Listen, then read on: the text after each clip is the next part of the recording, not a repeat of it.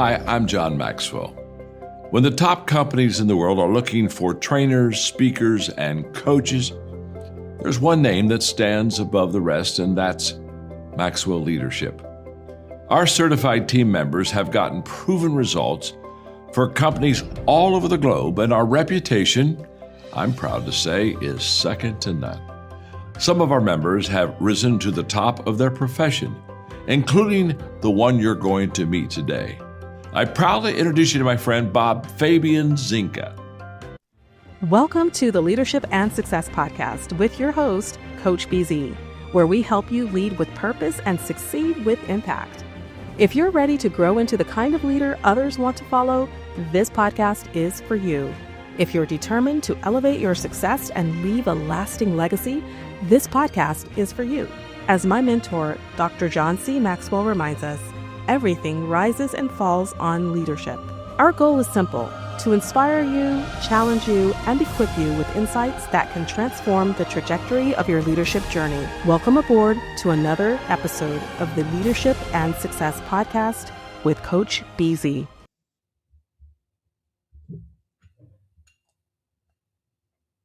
What's going on, leaders? I am Coach BZ AI, the AI twin of Commander Bob BZ Zinga. Welcome back to the Leadership and Success Podcast with Coach BZ, where we spotlight leaders who don't just talk about growth, they build it, scale it, and multiply it. Today's episode is powerful because we're diving into something every commander, founder, executive, and high-performing professional wrestles with: efficiency. Not productivity hacks, not doing more, but eliminating what doesn't matter so you can accelerate what does. And to help us unpack that, I'm honored to welcome a leader who has spent more than 25 years building, scaling, and leading companies across industries including energy, insurance, transportation, manufacturing, and financial services. Alan Kilian is an entrepreneur, executive coach, keynote speaker, and the architect behind what he calls efficiency-based leadership. He's worked with celebrity families, billion-dollar enterprises, and high-growth organizations, helping leaders replace low-return activity with high-impact execution. And what I respect most about Alan's philosophy is this: he teaches that organizations don't scale through complexity. They scale through people, right seats, clear alignment, disciplined execution.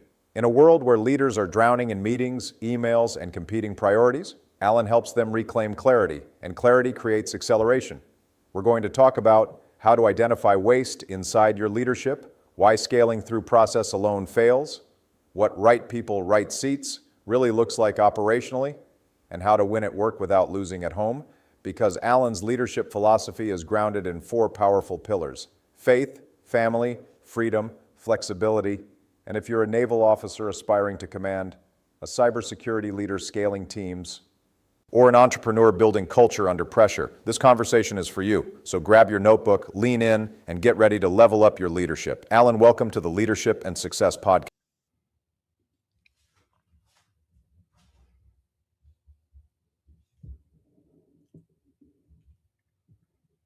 All right, everyone. Welcome to a very special edition of the Leadership and Success Podcast. I have a great guest waiting for us in the green room. Before I introduce him, as is our custom here, we want to spend just a moment, what we call moment of gratitude. We want to be grateful every single day. And part of the reason why we do this is because my brothers and sister in arm, really, we are going through an epidemic right now in the military service. About 22 service member or veterans commit suicide every single day. And I think that is not right, and we need to do something about it. And one small thing I believe that could help is to be grateful, because you cannot be grateful and be suicidal at the very same time. So as you guys know, this entire month, I've been grateful for Black History, right? In America, it's Black History Month. It's February, and I am just so grateful for the achievement and the work that African American have done to build this country. The children of the slave have built America. America is what it is today because of African American. And I highly recommend that you get a copy of this book, African American First.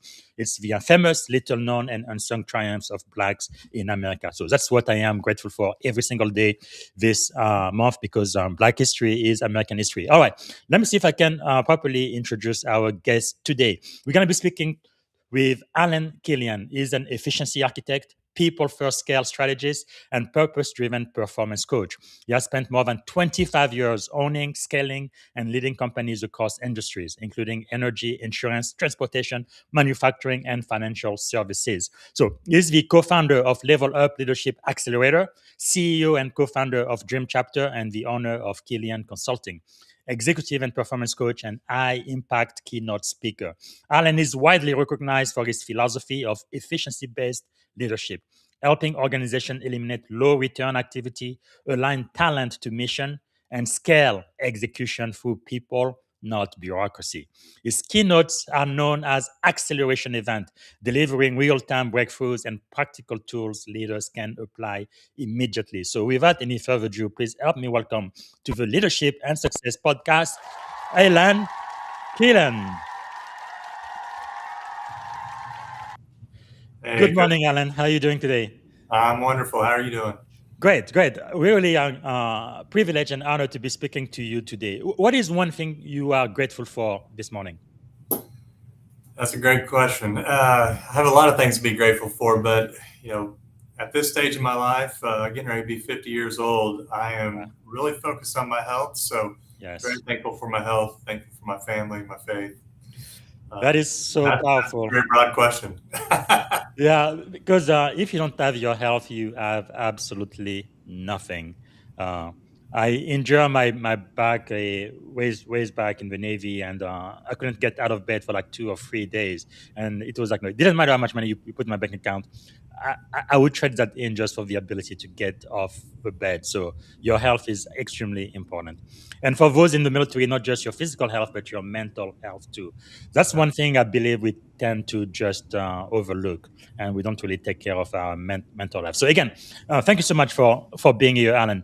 What is one thing about you that most people may not know when they first meet you? One thing about me that people don't know, I've, like you mentioned in the intro, I've had multiple companies over the last 25 years. Mhm. There's a lot of struggles with business ownership. Yes. Most people talking to business owners, they think, oh, you own a company, you're successful, you make money. That's not always the case. So, I think the one thing that people should know is that there's a lot of success and there's even more failure over the last 25 years. So how are you taking that into accounting? How are you taking that into leading with your family, leading with your business, with the people that Yes. you work with your friends? Um, for me, I've had a lot of failures. I've had a lot of great successes too. And Mm. the one thing that I lost along the way was my friends, my focus. Almost lost my family. So Wow. really taking the opportunity to not take your family and your people in your life for granted is the most important thing for me, and that's really what I try to focus on in today, and help bring that into to other business owners that I work with, and companies and people that I coach, is Yes. get alignment around what we talk about, and I'm sure we'll talk a little bit more about Mm. what I call the 4 Fs, which is faith, family, freedom, and flexibility. So Yes. there's a lot of things um, about owning a business that is sexy and awesome, but there's a lot of Mm. things that will allow you to lose your mind and Wow. priorities. No, thank you so much for sharing that. And from the get-go, you already mentioned failure. Most people, they don't like to talk about the failure. They just want everybody to focus on all of the successes. That's all everybody know. But I know it's impossible to be successful like you've been unless you've gone through failure too. Since you mentioned it, do you mind maybe sharing one or two examples of how failure shaped your life and allowed you to be as successful as you are today? Yeah, the one that stands out to me the most is when I owned a trucking company. I failed at that every day. Failed my family. Failed as a leader. Um, I was working 100 hours a week. Wow. What I really the thing that I know now, looking back, was I was a control freak, and so some of the things that causes failure is trying to control everything. Yes. You know, and a lot of the folks that we work with is, you know, we ask the question, you know, what are you trying to control, or what do you have fear of in your life? And when they start talking about the fears, that really tells us where the things that they're trying to control in their life comes from. Because honestly, I believe that control equals fear. And Yes. so how do we learn how to release control as business owners, as parents, as, you know, a spouse that you know is causing that fear? How much real estate are you giving in your mind to the things that you don't have control of, but you think you do? Yes. So failure for me, you know, I've had a ton of them, and for me, the one key thing that I've learned over the years and that I try to take into everything is I run what I call a fail fast mentality. Mm-hmm. So whether it's, you know, running marketing ads, or you know, working with people or hiring new people or putting them in a new position, when I'm working with companies, you know, we turn over every rock and figure out, hey, what's worked in the past, what's working now, what's not working, Yes. and we implement the fail fast strategy. So Wow. if it works, let's pour gas on the fire. If it doesn't, let's kill it and get it out of there, because we're spending time and energy and stress Mm-hmm. and hours doing something that isn't working. So Wow. That is really quite insightful. I really love that we are talking about failure right out of the gate. What is maybe one of the greatest fear you've had to overcome? um, I in my younger years of owning a business, I thought that I was the only one that could do it correctly. And Mm, so the fear of failure for me yes. was the biggest thing, which led to, hey, I would delegate something to one of my teammates or team members, and if they didn't get it done in the time frame that I wanted it done, then I tended to step in and take Yes. it over and just do it for them, right?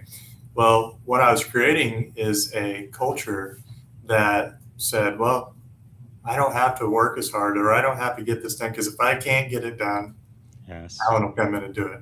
So fear of failure, fear of, you know, uh, inequity, you know, just Mm-hmm. like I tend to be a little OCD. So that's one of the things from a fear base that I've really had to work through in my life, as a business owner, is, you know, delegating and elevating the people and trusting them that they're going to get it done. So Yes. setting those accountability roles, and releasing that fear. That Mm, way it's not all consuming on my time and energy and health, and yes. um, I'm not taking Wow. it home, if you will. Thank you so much for sharing that. And you did mention your family a couple of times. One thing I know, especially in high tempo environment like in the Navy, sometimes if you are not careful, right, by the end of your career, you may get all of the accolades, all of the awards, and all of that, and be a superhero or a whatever. But you can end your career and not have a family to go back to. And to Mhm. me, that is really failure, no matter what you were able to achieve and accomplish in support of your country. And you did mention earlier that you almost lost your family. If you are willing to share kind of what happened, and most importantly, what did you learn through the process? Because sometimes I think our priorities are not aligned with our value or what we believe should be our priorities.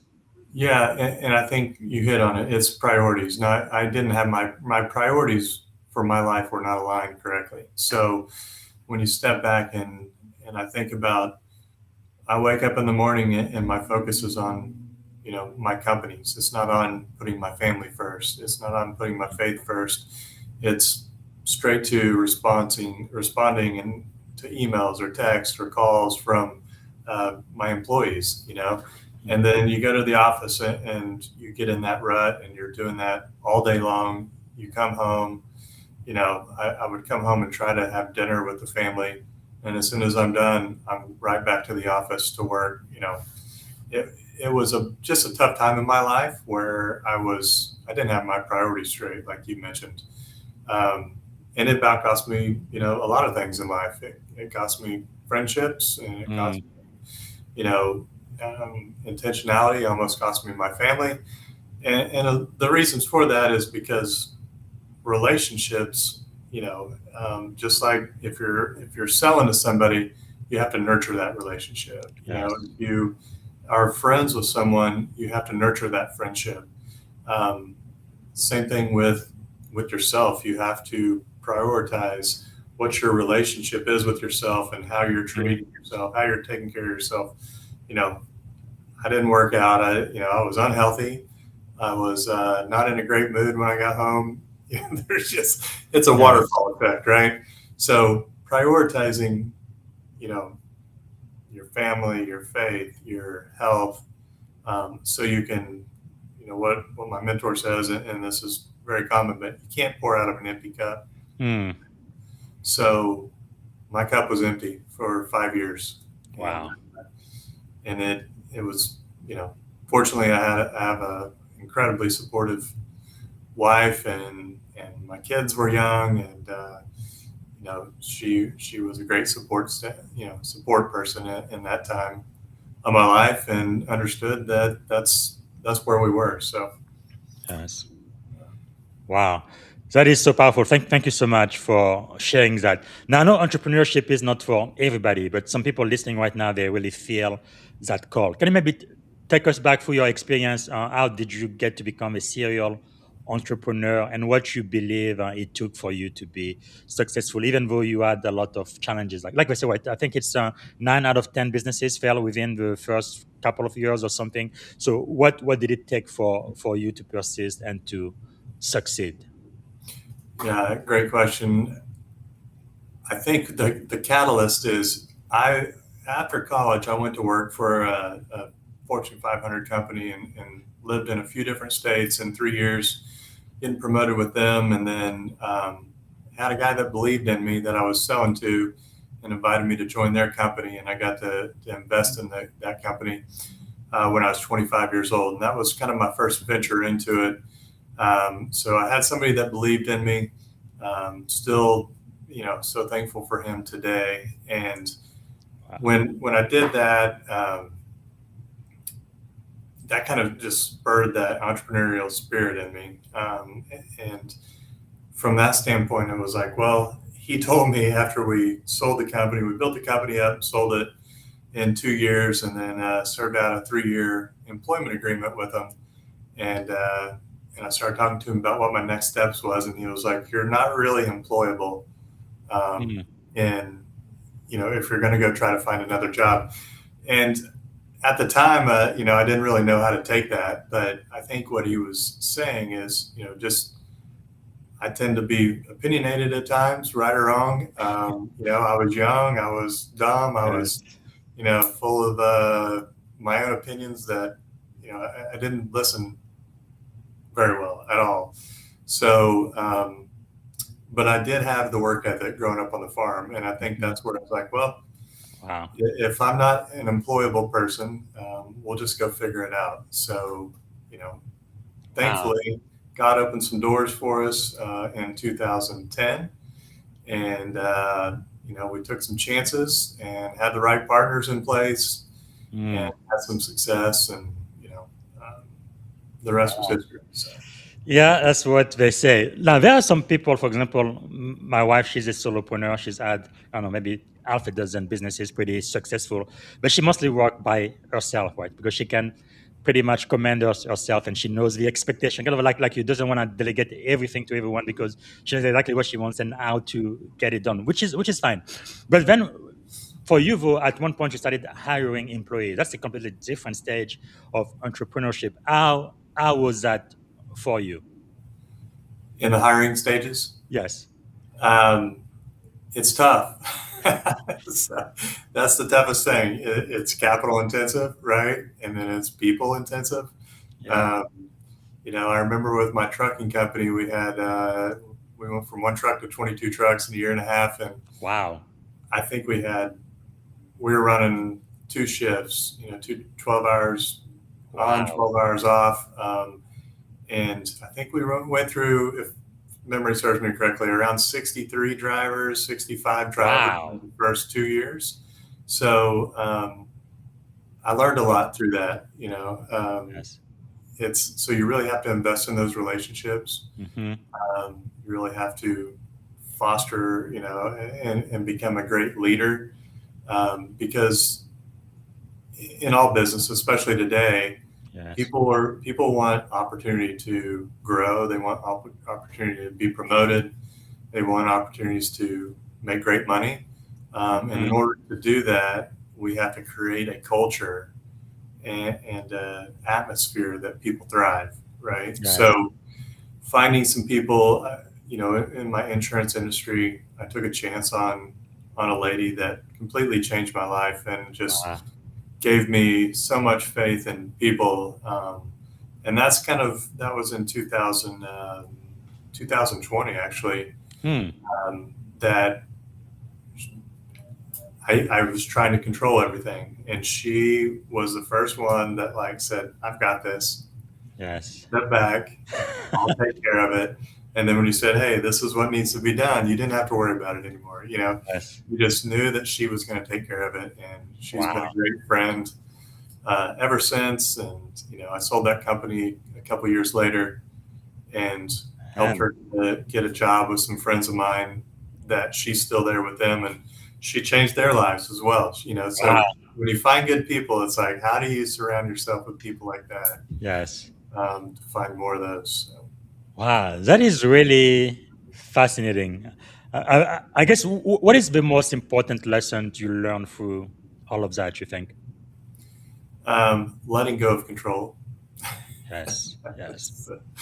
that's that's a lesson. Yeah.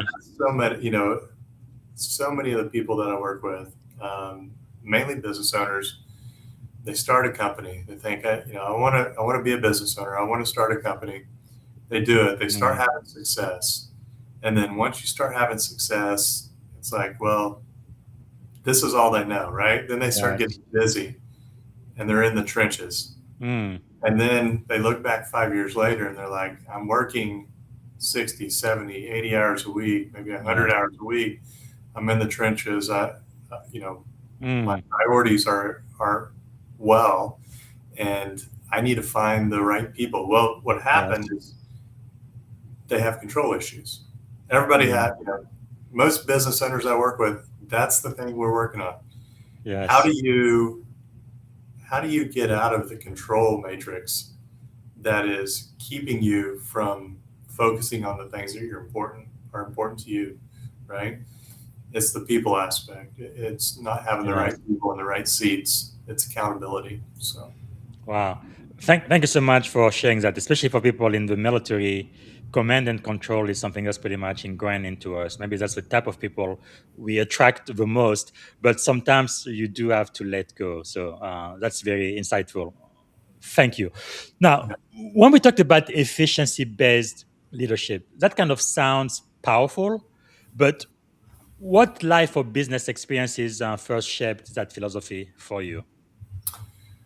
With efficiency, I've worked in a few different companies with leaders that, again, it goes back to you start a business, you call your friends and you say, hey, Mm. who's your insurance guy? Who's your payroll person? Yes. Who's your recruiter? You start leaning on your friends to build a business, and you leverage those relationships. And then once you outgrow those relationships, there's so many efficiencies to be made, with Mm. financial efficiencies, with putting the right people in the right seat and creating efficiencies within the company. You know, Yes. think about what AI is doing, in today's world with efficiencies, that we didn't have 5 years ago. So just look at your intro with your AI Yeah. star, which was awesome. I haven't seen that, so that is too. Yeah. If Uh, you notice, I try to mimic the voice of Barack Obama because you can change your accent, your voice, your setting. right, It's just so crazy. yeah, I need you to teach me how to use that tool. Yeah. No, we really live in a very fascinating world right now. I am so glad that I wasn't born 400 years ago because what's happening in the world right now with all of the changes. I know it's kind of scary for many people because people don't like change. They like stability and keeping with things the way they've always been. But sometimes you don't really have a choice. You have to embrace what is coming and kind of prepare for it. Uh, but Yeah. with things that you've done, when I look through your career, so you've built and scaled companies across multiple industry. Was there maybe like a defining moment when you realized that efficiency was really the differentiator between good and great organizations? Yeah, I think I've had that question many times. Is how did you go from insurance, to oil and gas to logistics to women's jewelry at one point? Yeah, because when you look from the outside, they don't have anything in common whatsoever. Those industries. Wow. Correct. So again, yeah, to me, it all comes down to the people and to the accountability side. The Hmm. rest is X's and O's. No different than a football coach. If every football coach starts the game with a game plan, right? And Yes. then as soon as the game starts, guess what happens to that game plan? Hmm. They're going to have to modify. It goes Yes. out the window, right? Those Yes. guys are bigger, they're stronger, they're hitting us. Their game plan's different than it was 2 weeks ago on all the Hmm. tape we watched. So you know what? We've got to pivot. Yes. So that's the thing with all these different companies is the X's and O's are the numbers. You got Hmm. to make more than you spend. That's easy. The business side of it, to me, is all about good people. Great. Wow. You find good people. You find people that want to win. You find people that you can invest in. There's plenty of them out there that are just looking for somebody to give them a chance Yes. in that leadership role. The leadership accelerator that we have, not to go down a different path, but Hmm. what we find in different organizations is people that are coming in today's world, like we said earlier, they want to be promoted. They want to have the opportunity to grow within an Yes. organization. Well, just because they're great technically at their position doesn't make them a great leader. Hmm. That's what we're seeing a lot within these organizations is, Yes. hey, John over here is incredible at what he does. And if we don't promote him, we're going to lose him, right? Yes. So we've got to promote him. Well, John's not a great leader, and he's just frustrating the heck out of everyone that works for him now. And so now we're starting to see those people leave because I know you believe Yes. this based on our conversation. People don't leave companies; people leave people. People Sure. leave leaders. So we Hmm. work with these companies and different organizations to say, okay, you've got a new leader, we're going to put them through a 5-week leadership training to help them Yes. learn who they are, how they want to be seen as a leader, what the culture that they want to build within the organization is. Yes. And we really help refine those skills for them. That way, when they are in that role, then they're lifting up leaders Hmm. with under them. They're not Wow. scared of they're not scared of getting replaced, right? Which Yes. is people. It's like, well, I don't want to build them up because then they're going to replace me. That's what we're Hmm. here for. We want to build people up to a Yes. point that they can move up and move on within the organization. If not, you're going to Wow. build a lot of complacency in an organization. Man, these things are really simple. I wouldn't say simplistic because it may be simple, but it takes a lot of energy and prioritization and to get things done. But really, it's simple. It's not really that complicated. Right? It's not rocket science. It's just putting a process, into place and following, your own guideline, living by your core values and just executing on a plan. But when you mentioned a plan earlier, I guess the philosopher Mike Tyson once said, "What everybody has a plan until they get it for the first time," which uh, it is very very true. But talking about efficiency based leadership, how can leaders audit their calendars, their priorities, and their organization to really? Oh, um, uh, let's bring him back. Okay, here we go. All right, Alan, can you just a second? All right, can you hear me? I can. Okay, I don't know what happened there, but anyway, the question I was asking is, how can leader really audit their calendars, their priorities, and their organization to identify hidden inefficiencies? Um, I think it all starts with what are the goals? What are you gonna? What are the goals for the next 90 days that are going to take the business to the next level, right? Mm, And only focus on those. So many times, well, let me answer your first question about the calendar. Is I encourage a lot of business owners to do time blocking, mhm, and that starts first thing in the morning for maybe an hour and a half to 2 hours. Knock out all the things that the task list and the things that you need to do. If you've got 25 things on your task list, prioritize them. Start with the ones that are going to be take you 5-10 seconds. It's an email, it's a text, whatever it is, it's signing these papers. Start with the easy ones and then build up to the hard ones, because what you're mm, doing now is you're building momentum with the easy ones to knock out the big ones. So yeah, that's one of the things that I've seen a lot of success with within some leaders we're working with. Um, that's the calendar side. Within the efficiencies of the people side, it's like I ask a lot of people, I want you to, within organizations, I'll tell them, I want you to do 15-minute blocks and keep a schedule for this week. What mm, are you doing every 15 minutes? Stop every 15 minutes, take 60 seconds. I spent this time doing emails. I spent, doing yes, on social media, whatever it is. We need you to be 100% honest, right? mm, Typically, at the end of the week, they'll come back and say, I had no idea I spent this much time scrolling, right? Like, yes, well, you can do that in your own time or on your lunch break or after work, mhm, but we have goals here that we're trying to meet. So it becomes an yes. accountability Wow, metric. So that's time powerful. blocking leaders, mapping out like 15-minute increments with employees, and really, it really tells you what they're focused on. And Yes. then we can guide them down that path in an open and honest direction that says, hey, Wow. here's where we want to go. So, Well, I believe this is definitely worth it for people listening right now. If you don't get anything else out of this podcast, this could potentially change your life, because I feel like most people, they go through life almost like they're zombies. Like they just wake up, they go to work, they come back. It's like days runs into other days. They don't really aware of how much time they are spending just reading the newspaper or doing social media or whatever. So they may go to work for 8 hours, but they probably only spend 25% of the time really doing true work.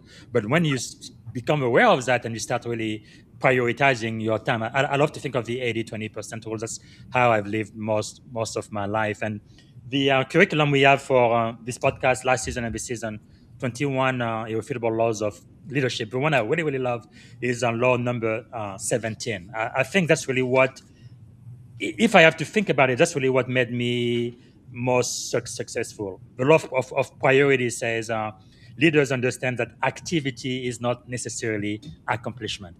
And I think people have a lot of activities, but they're not accomplishing anything. And if you could just focus on accomplishing something, then I think you will be far ahead than where you have been. What do you think about that? I use that a lot in a different context. Hmm. When we meet with people, a lot of times, or just in everyday life, it's like, Yes. hey, Coach BZ, how you doing? Oh, I'm really busy, right? You're so busy. I'm like, but are you productive or are you just Yeah. busy? So we try to help people get to that productive. Who Mm, cares if you work? When I had employees, it's like, um, if you want to, I don't care if you work from 7 a.m. to 1 p.m. I don't care mhm. if you work from 9 a.m. to 6 p.m. Doesn't matter. Just get it done, right? Yes. Yes. You control your calendar. You're an adult. I'm going to expect you to do the things that need to be done to move this business forward. Mm, And if you don't do that, then we'll have a conversation around it. If you do, yes. man, this is going to be smooth sailing. Yes. There, Wow. one thing that I'll touch on that I think is I learned over the years, and it's what I call my expectations agreement. And it's something that I put in play and with all the companies I work with. I'm like, we have to talk about the expectations for each employee. Wow. People think, everybody's motivated by money, and that's not the case. So, we got to figure out what motivates people. We got to figure out what their expectations are. So I did this when I had a trucking company, and it's the simple questions. It's a very simple template. It's, how much do you want to make this year? What are your expectations around that? What are your expectations around your vacation time? What are your expectations around your flexibility, and how flexible you need to be with this position? What drives you crazy? What makes you happy?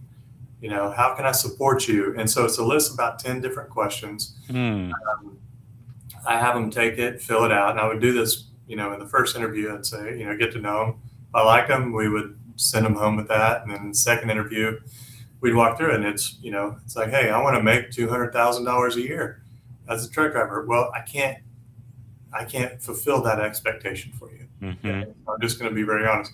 Here's what we can do if you're working these hours. So now what we're doing with our employees is we're aligning our expectations.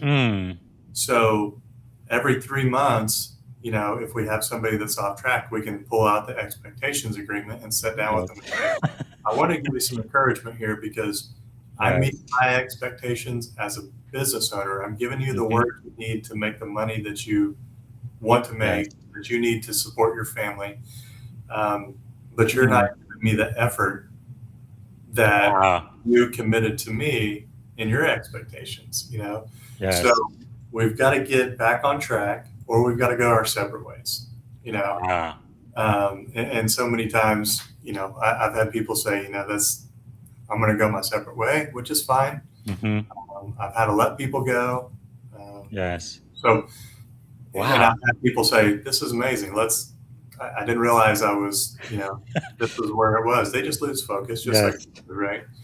Wow, that is really transformative because you take the emotion out of it. It's just data. It's just, okay, this is the expectation. This is what we agreed, and that's what you're doing or what you are not doing. And you are fair and consistent, which I think that's really generate a lot of trust within an organization when your people know exactly where you stand all the time. So like one day you are this way, another day they have no idea who you are. That really makes a big difference, doesn't it? Yeah, I mean it's accountability, right? Wow. Through leadership. So, that well. I mean you're in the Maxwell world. Yes. I mean what a better mentor to have with that. Yes, it's the thing is, it's really quite simple, but when you put it into practice, it could be life-changing. Just a couple of ideas you have mentioned. Again, it's not rocket science. It's not really that difficult. It makes logical sense. But I think the problem with most people I meet is they kind of know it in their head, but not in their heart. They don't actually do it. And that's where I think the gap is for most people. With people, what I've found over the years is a lot of people that you hire, they love you, they don't want to leave, but they're not in the right seat, right? So you have to help them understand, hey, this is where we're going. Yes. This is how we're going to get there. It's okay if you don't want to go with us, and that's the thing. I've worked with some folks over the last couple months that, we've had to make some big decisions and let some people go. Well, there was a reason we had to let those people go. They weren't performing, right? But those people wouldn't quit because they had so much respect for the business owners. So you create somebody that's like, I love the business owner, I love the organization. I don't want to quit because I don't want to let them down, right? As employees, I don't want to let them down. But what you had to do is by letting them go, you're actually freeing them up to go do something greater. And that's when, as business owners, that's a hard line to walk sometimes because you love all the people you hire or you wouldn't hire them, right? Yes. Leave them. and you don't want to cut that cord because you believe so much in them and you believe in their potential. And it gets to a point where you've created complacency within the organization. Mm-hmm. Others see that complacency and then they're like, well, if they can get away with it, then I can get away with Yes. it. You know? Yes. So that's when hour lunches turn into hour and a half lunches, right? And, Yes. 5 o'clock turns into leaving at 4:15, so Yes. the culture starts to change over time because one person starts taking advantage of it. Well, that is really quite insightful. But really, all of the leadership principles you talk about, they really tend to really focus on people. So you teach that scaling through people, but not process. Can you unpack that philosophy for us? Why are people so critical to your leadership philosophy? Well, it goes back to what motivates people, right? And I think today more than ever, people want to be with an organization where they have a growth opportunity. They want to be leaders. They want to make more money. They want to take care of their families. They want that flexibility. So what motivates them to, some are motivated by money. I had a lot of people that were motivated by trips. So, they didn't want to spend money to take their family on a trip. So I'd say, okay, if you can hit these goals, then I'll send you, on a 3-night stay with your family, and fly you wherever you want to go, right? Wow. Not wherever you want to go, I shouldn't say that, but within reason. Yes. Where do you want to go, right? I want to take my kids to Disney World. I want to take my kids here or there. Okay, let's build it in and let's figure out how to get you there. Wow. So I think it's,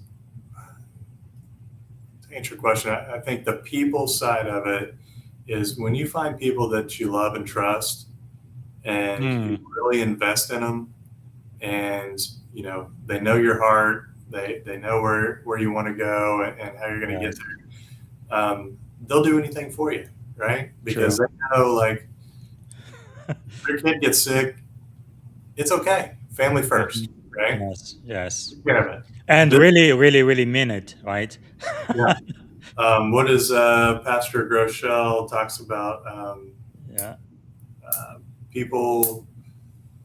I'm drawing a blank, but he's got a great. That's on Greg Groeschel from Life Church, right? Yes, that's correct. He talks about people won't follow somebody they love. People won't follow what they love until they know how much or you care. What's out here? Yeah, people don't care how much you know until they know how much you care. Yes. Yeah. I guess I've heard Pastor Groeschel say that. I've heard my own mentor, Papa John, say it, but I think I've also heard Oprah Winfrey say that, and also her mentor Maya Angelou. So I don't know who originally said it, but yes, people don't care how much you know until they know how much you care. That is so true. Right. So creating a culture of, love and kindness and growth and opportunity is, who doesn't want to be part of an organization that has that, right? Wow. That is really, really powerful. Now, I could be talking with you for hours and hours, but we have about 15 minutes left. So I do want to talk about your executive coaching and turnaround, things that you've been doing in the last couple of years. You've coached celebrity families, billion-dollar enterprises. What leadership pressure is universal, regardless of wealth or scale, in your experience? Help me understand the leadership pressure question. What do you mean by that? Like whether they are a small business or a large business, whether they are a celebrity or just regular Joe, is there something in your executive coaching business that you have seen is pretty much consistent, no matter how small or big your clients are? Yeah. I'm still having a hard time. So the question you're asking, what is the